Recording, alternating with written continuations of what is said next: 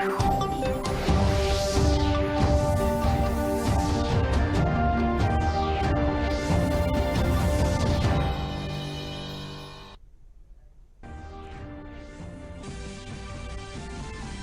मंत्रालय ने कहा है एनआरसी भेदभाव रहित प्रक्रिया है जिसमें धर्म के लिए कोई कॉलम नहीं था। ये सुप्रीम कोर्ट द्वारा आदेशित है। जिन लोगों का नाम आखिरी सूची में नहीं है वो विभिन्न विकल्पों का कर सकते हैं इस्तेमाल। वित्त मंत्री निर्मला सीतारमण ने कहा है कि बैंकों के पुनर्गठन से किसी भी कर्मचारी के कामकाज पर नहीं पड़ेगा कोई फर्क। उन्होंने कर्मचारियों की नौकरी जाने की संभावनाओं को सिरे से किया खारिज।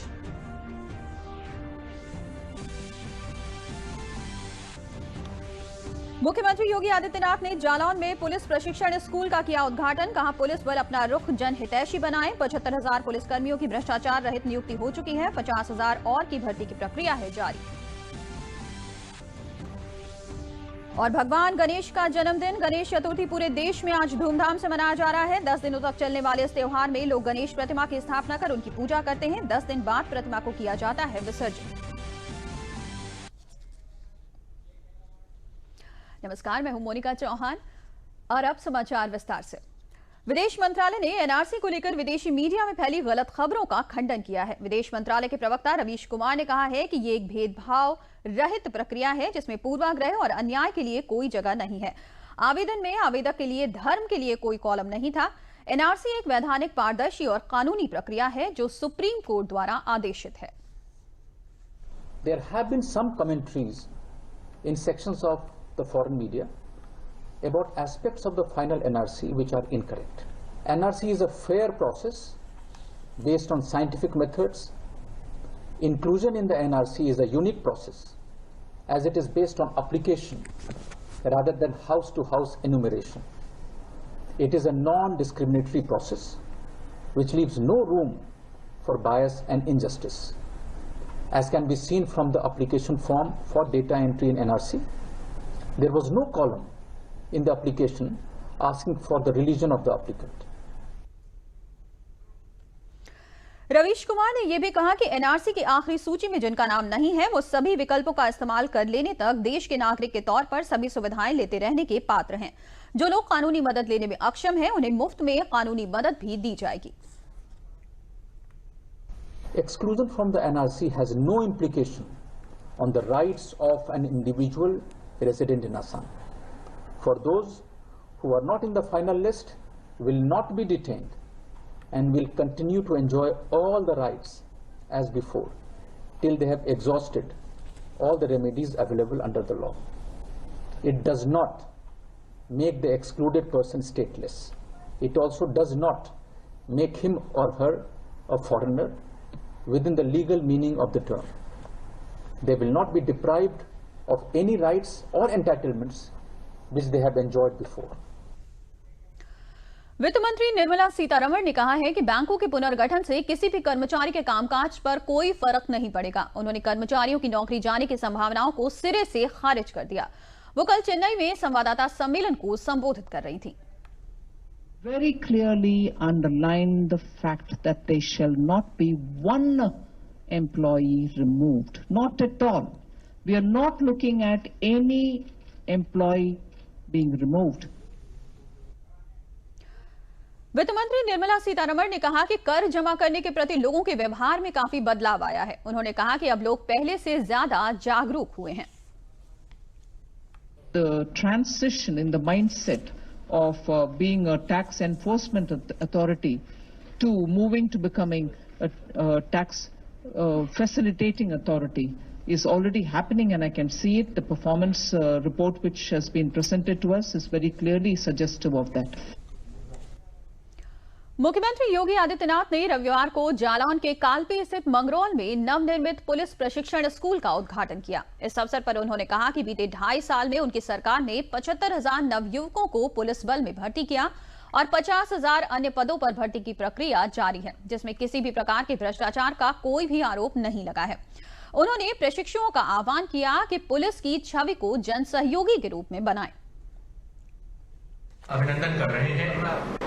आज के दिन पे कह सकता हूं कि विगत 2-2.5 वर्ष के दौरान हमारी सरकार ने 75,000 से अधिक पुलिस कर्मियों की भर्ती की।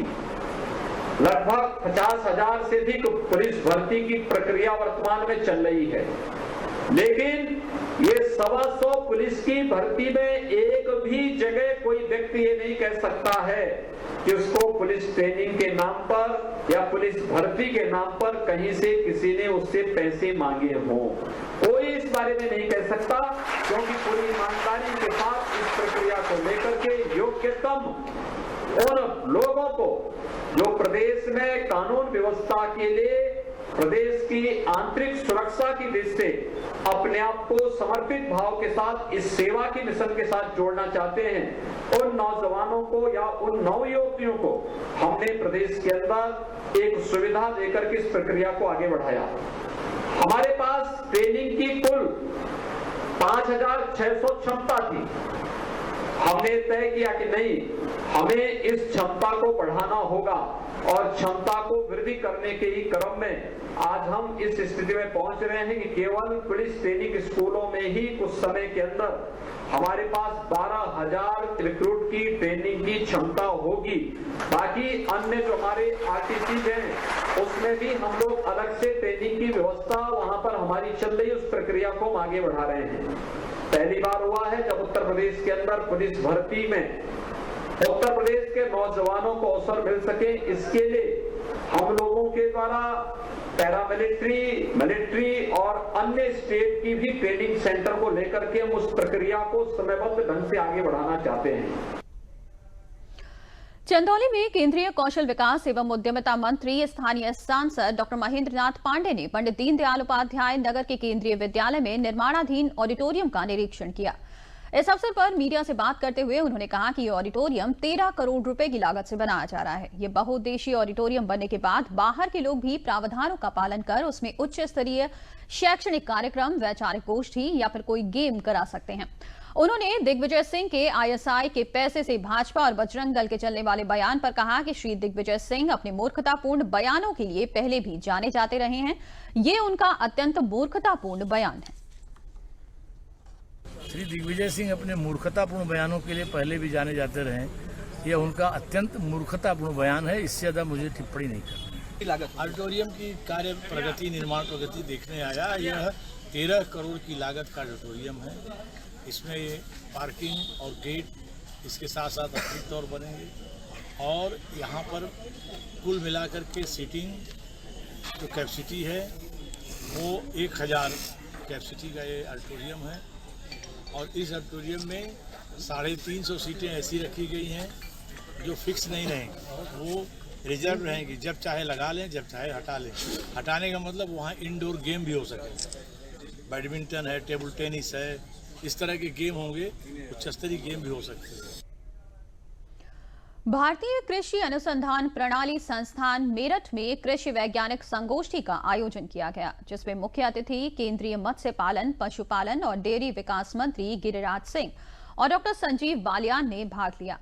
इस अवसर पर उन्होंने किसानों को कृषि के साथ समेकित कृषि प्रणाली अपनाकर आय दुगनी करने के बारे में विस्तार से बताया।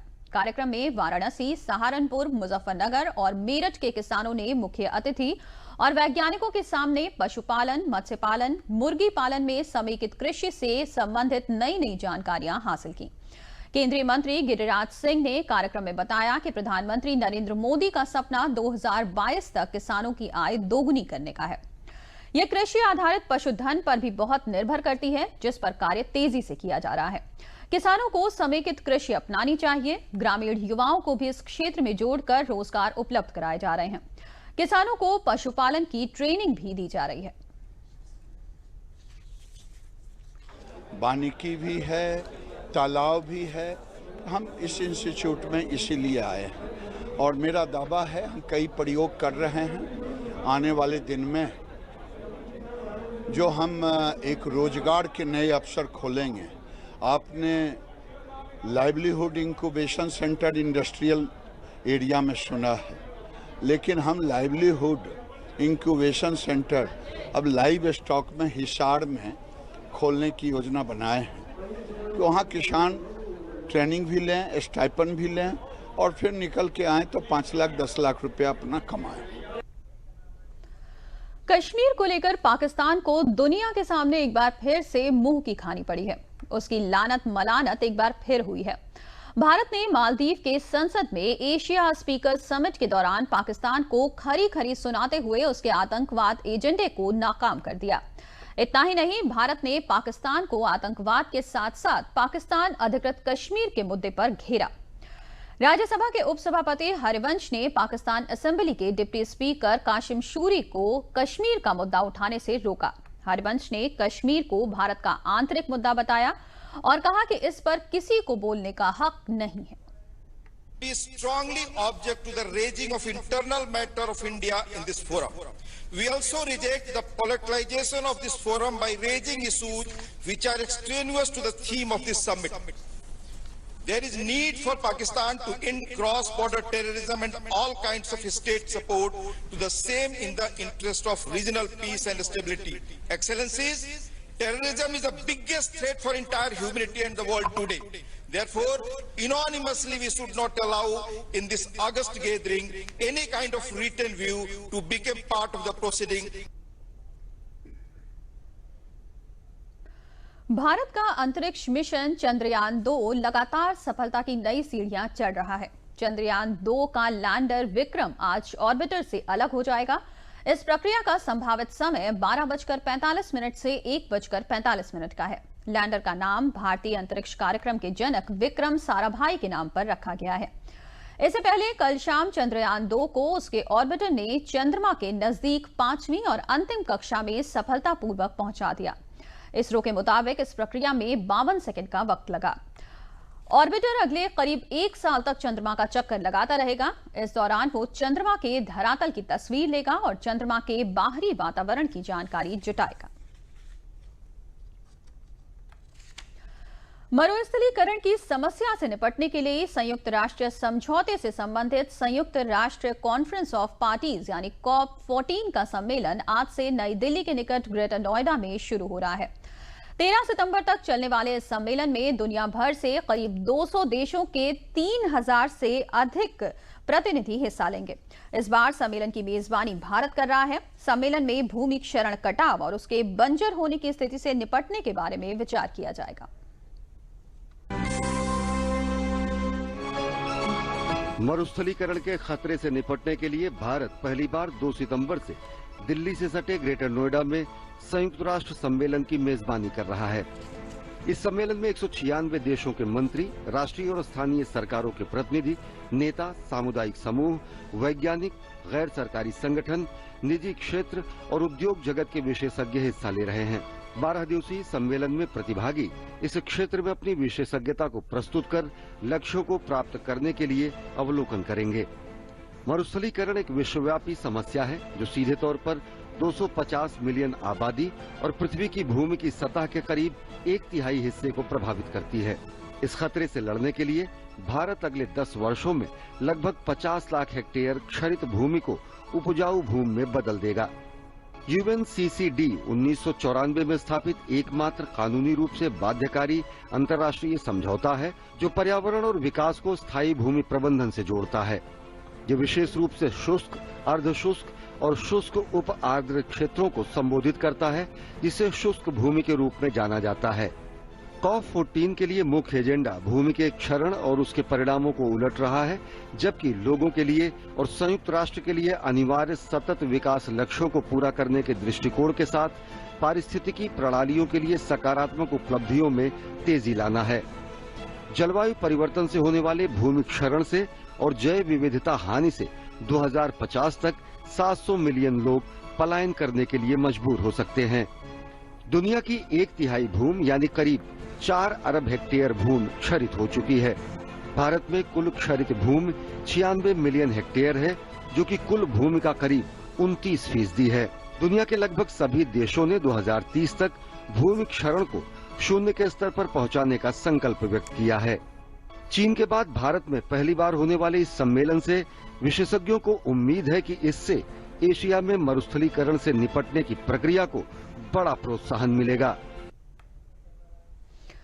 भारतीय जनता पार्टी का प्रदेश अध्यक्ष बनने के बाद स्वतंत्र देव सिंह प्रथमवार मुरादाबाद पहुंचे। मुरादाबाद पहुंचने पर भाजपाइयों ने स्वतंत्र देव सिंह का जगह जगह जोरदार स्वागत किया।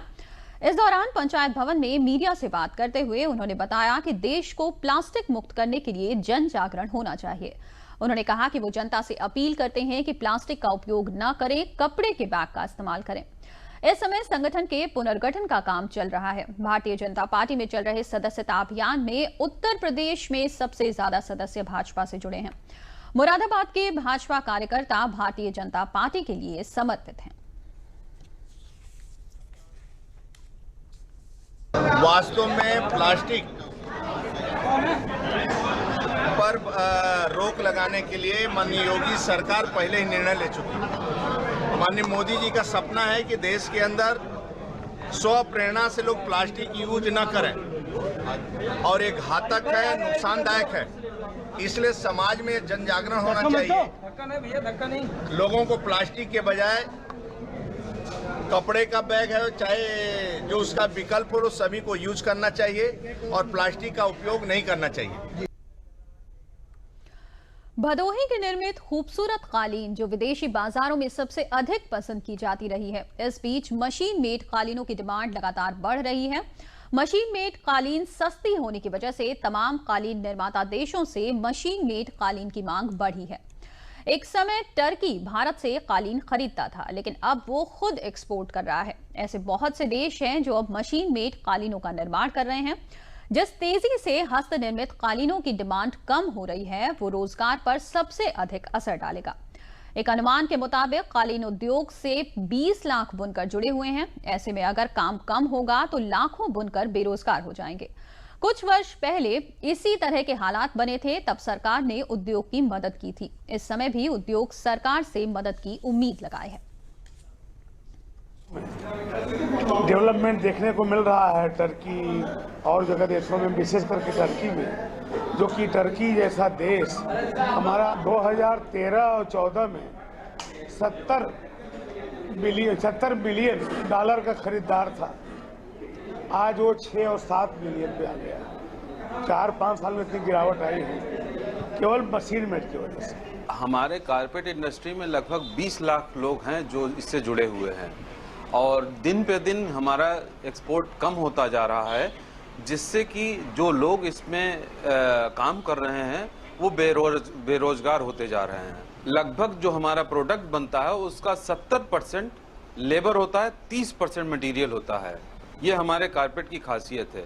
तो वो 70% हम एक्सपोर्ट करते हैं और ऐसे लेबर को अगर प्रॉब्लम आ रही है, उसकी जॉब जा रही है, तो जाहिर सी बात है हमारी मंदी बढ़ेगी ही बढ़ेगी। इसलिए अगर हमें सरकार से इस समय अगर कोई ऐसी योजना नहीं मिलती है तो ये जो पलायन है हमारे इंडस्ट्री से, मजदूरों का जो जाना है वो बढ़ता ही रहेगा और इसको रोका नहीं जा सकता है। ये 20 लाख नहीं, इसमें 10 लाख का और इजाफा हो सकता है, लेकिन सरकार का ध्यान आकर्षित होना चाहिए। सरकार हमको प्रोत्साहित करे, जब सरकार हमारी मदद करे हम कर देंगे।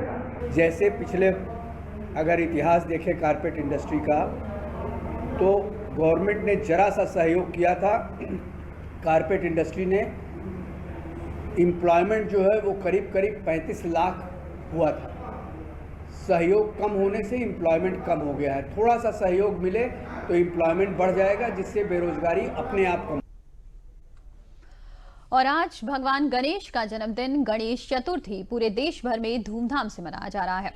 आज के दिन भगवान गणेश के भक्त बड़ी धूमधाम से भगवान गणेश को अपने घरों में लाते हैं और पूरे 10 दिनों तक उनकी पूजा करते हैं और इसके बाद अनंत चतुर्दशी के दिन भगवान की मूर्ति का विसर्जन किया जाता है।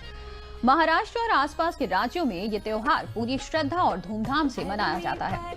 मुंबई की सबसे प्रसिद्ध गणपति लालबाग के राजा को इस बार अंतरिक्ष मिशन चंद्रयान 2 की थीम पर स्थापित किया गया है, जिसे देखने के लिए भक्तों की भारी भीड़ जुटी हुई है। 10 दिन तक चलने वाले इस गणेश उत्सव और मूर्ति विसर्जन के दिन तक के लिए सुरक्षा के व्यापक इंतजाम किए गए हैं। राष्ट्रपति रामनाथ कोविंद, प्रधानमंत्री नरेंद्र मोदी और उपराष्ट्रपति वेंकैया नायडू ने गणेश चतुर्थी के शुभ मौके पर शुभकामनाएं दी।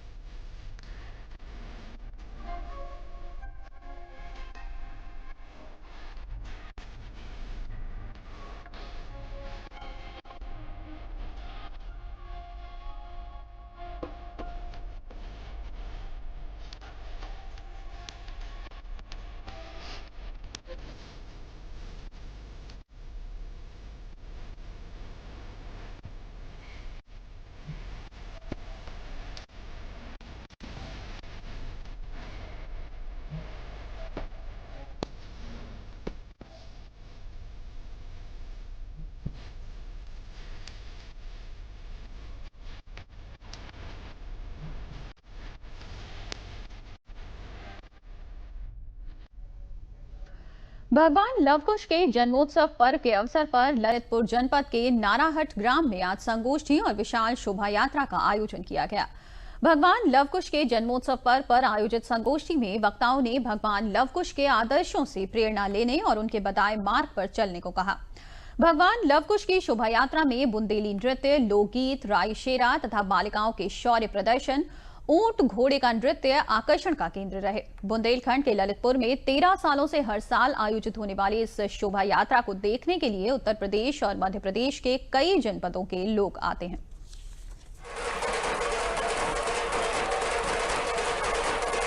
देखिए, मैं इस क्षेत्र का मंत्री होने के नाते जो हमारी कुशवाहा समाज का लवकुश का कार्यक्रम होता है, भगवान श्री राम के जो क्षेत्र में हमारे इनको लवकुश जी को माता सीता जानकी के लिए वन में भेज दिया गया और उसमें हमारे जो वाल्मीकि महाराज थे उन्होंने शिक्षा दीक्षा दी और इससे आगे चल कर के उन्हें ज्ञान प्राप्त हुआ। आगे चल कर के इस समाज आगे बढ़ी और उनके अनुसार अनुसरण करने हेतु हम लोग आगे बढ़े, कुशवाहा समाज आगे बढ़ी। और जैसा कि बहन जी ने बताया कि ये समाज वो समाज है लवकुश देव भगवान के हम लोग अनुयायी हैं।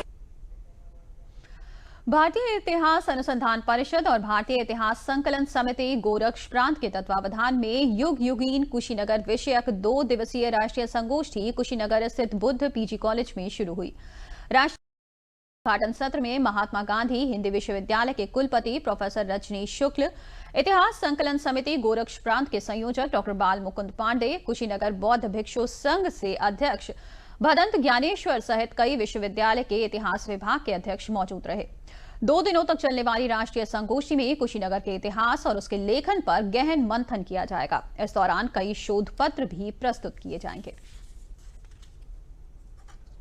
ये इतिहास लेखन में, क्योंकि कुशीनगर का जो इतिहास लिखा गया वो इतिहास यहाँ के स्थानीय आवश्यकताओं के हिसाब से नहीं लिखा गया। एक अंतर्राष्ट्रीय परिदृश्य में लिखा गया, एक धार्मिक परिदृश्य में लिखा गया, टूरिज्म बढ़ेगा इसलिए लिखा गया। लेकिन इन सब के बीच कुशीनगर का जन अनुपस्थित, कुशीनगर के स्थानीय जन की उपस्थिति का इतिहास लिखा जाना जरूरी है। और जब ऐसा इतिहास लिखा जाता है तभी वहाँ का समाज अपने स्थानीय आवश्यकताओं की पूर्ति के लिए स्थानीय स्तर पर नए उपक्रम खड़ा करता है। और आज कुशीनगर की आवश्यकता है, इसे कुशीनगर को भी यदि सबका विकास के मॉडल में बढ़ना है तो कुशीनगर का अपना इतिहास होना चाहिए। हमारा वहाँ पर यही एक मकसद रहता है कि जो दूर दराज के जो कॉलेजेस हैं, जो यूनिवर्सिटीज़ हैं, वहाँ पर जो है वो इतिहास के ऊपर काम किया जाए। इतिहास के ऊपर जो संगोष्ठियाँ करवाई जाती हैं, कार्यशालाएँ करवाई जाती हैं, ताकि जो भारतीय दृष्टिकोण के द्वारा जो है वो इतिहास को जो है जो रियल हिस्ट्री हमारी उसको जो है वो सामने लाया जाए। तो इसलिए हमारा मेन यही फोकस रहता है कि जो हमारा एक तरह से कह सकते हैं हमारा लोक साहित्य है, जो हमारा लोक इतिहास है, जो हमारी लोकल हिस्ट्री है, जो हमारी गाँव की हिस्ट्री है, तो उसको जो है सामने लाया जाए। और जब ये प्रपोजल हमारे सामने आया तो उस समय हमें लगा था कि इस तरह के जो हैं विषय हैं, इन विषयों को जो है प्रोत्साहन दिया जाना चाहिए। और इसी को सोचते हुए जो है ये कार्य जो 2 दिन का सेमिनार यहाँ पे ये आयोजित हो रहा है। बुलंदशहर में निर्वाचन आयोग के निर्देश पर 1 माह तक चलने वाले मतदाता सत्यापन का कार्य प्रारंभ हुआ। बुलंदशहर के जिलाधिकारी रविंद्र कुमार ने डीएवी इंटर कॉलेज में मतदाता सत्यापन की शुरुआत की और लोगों को जागरूक करने के लिए जानकारी दी। साथ ही मतदाता केंद्र बंद मिलने पर, लापरवाही मिलने पर एक प्रधानाध्यापक के विरुद्ध कार्रवाई भी की। मतदाता सूची को संशोधित करने के लिए सूची पूर्ण और गलती रहित आवश्यक है। इसी उद्देश्य से रविवार को मतदाता अभियान की शुरुआत की गई। मतदाताओं को जानकारी दी गई कि जो मतदाता 1 जनवरी 2019 को 18 वर्ष पूरे कर चुके हैं वो फॉर्म 6 भरकर अपना नाम मतदाता सूची में जुड़वा सकते हैं।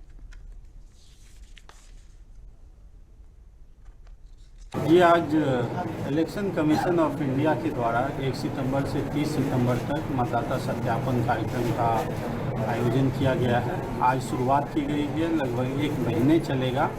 इसमें 1 जनवरी 2019 को जिन लोगों ने 18 वर्ष पूरा कर लिया है वो फॉर्म 6 भर के अपना नाम मतदाता सूची में इंक्लूड किया जाना है।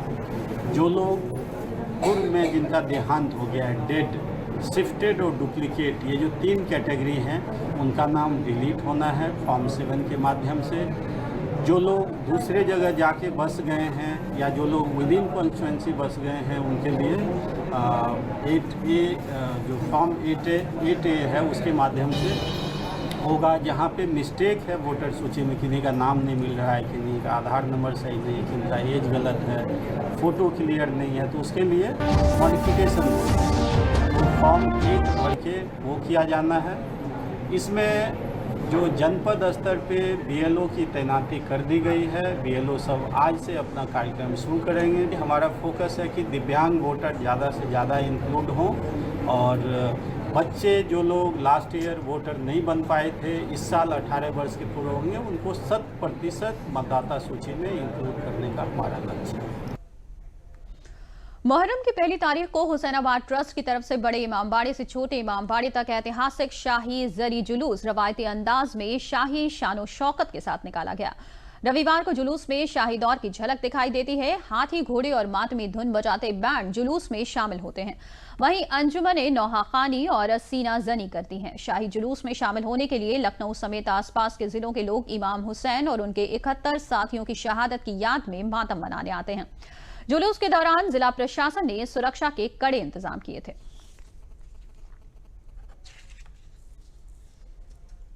शनिवार को मुहर्रम का चांद देखे जाने के बाद अमरोहा में शिया समुदाय शोक में डूब गया। जिले भर के सभी इमामबाड़ों पर शोक के प्रतीक काले अलम लगा दिए गए। इमामबाड़ों में मजलिसों और नौहाख्वानी का दौर शुरू हो गया। इन दिनों शिया समुदाय के लोग करबला में शहीद हुए इमाम हुसैन और उनके 72 साथियों को मातमे खिराज अकीदत पेश करते हैं और सच्चाई के रास्ते पर उनकी शहादत को याद करते हैं। जिले के नौगावा सादात में पहले मुहर्रम पर रविवार को अंजुमन यादगार हुसैनी के तत्वावधान में इमामबाड़ा असगर हुसैन से मातमी जुलूस निकाला गया, जो कि शहर के मुख्य मार्गों से होते हुए वापस वहीं पर संपन्न हुआ। जुलूस में सभी लोग मरसिये पढ़ते हुए चल रहे थे और या हुसैन की बुलंद आवाज के साथ सीना जनी कर रहे थे। तो कैफियत पेश की जाती है जिसमें अमारिया, जुलजना, अलम, मातमी दस्ता होता है। अंजुमन यादगार हुसैनी का ये अजीम जुलूस जो पहली तारीख का है, इसमें अंजुमन यादगार हुसैनी के साहिब बयाज जनाब अयाज अब्बास साहब और दीगर नौखानी करते हैं, अज़ादार मातम बर्पा करते हैं। जनपद संभल के चंदौसी के मोहल्ला सैमरटोला में रहने वाली दिव्यांग ऋतु कई लोगों के लिए प्रेरणा का स्रोत है। उन्होंने दिव्यांगता को अपने ऊपर हावी नहीं होने दिया और अपने पिता का हाथ बटाने के लिए 11 वर्ष पूर्व वेल्डिंग की दुकान पर काम करना शुरू कर दिया। उसे ये काम परिवार में किसी के न होने के कारण करना पड़ा। उनके पिता को अपने परिवार का पालन पोषण करने में परेशानियों का सामना करना पड़ रहा था, इसलिए ऋतु ने हाई स्कूल पास करने के बाद अपनी दुकान पर काम करना शुरू कर दिया।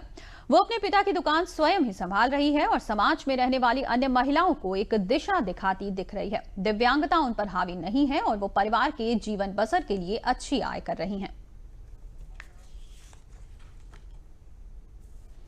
मेरा कोई भाई नहीं था, इसलिए ये काम चालू करना पड़ा कि मेरे पापा को कोई सहारा नहीं था। मैं ये चाहती हूँ मेरे तनियों सारे लोग बढ़े, कोई पीछे नहीं हटे।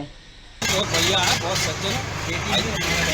हाँ, हमारा भविष्य है, ये भाई है, हमारे लिए बहुत कुछ कर रही है। कल्याण सिंह का परिवार है, उनकी लड़कियाँ हैं, ऋतु सिंह वगैरह हैं।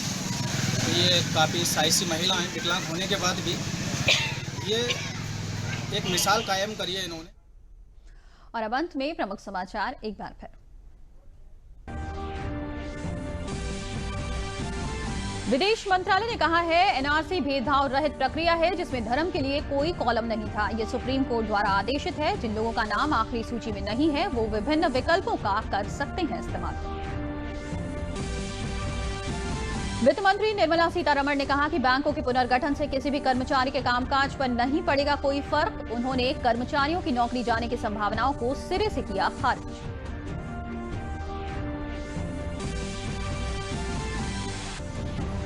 मुख्यमंत्री योगी आदित्यनाथ ने जालौन में पुलिस प्रशिक्षण स्कूल का किया उद्घाटन। कहा पुलिस बल अपना रुख जनहितैषी बनाए। 75,000 पुलिसकर्मियों की भ्रष्टाचार रहित नियुक्ति हो चुकी है। 50,000 और की भर्ती प्रक्रिया है जारी। और भगवान गणेश का जन्मदिन गणेश चतुर्थी पूरे देश में आज धूमधाम से मनाया जा रहा है। 10 दिनों तक चलने वाले इस त्योहार में लोग गणेश प्रतिमा की स्थापना कर उनकी पूजा करते हैं। 10 दिन बाद प्रतिमा को किया जाता है विसर्जन। इसी के साथ समाचार समाप्त हुए। नमस्कार।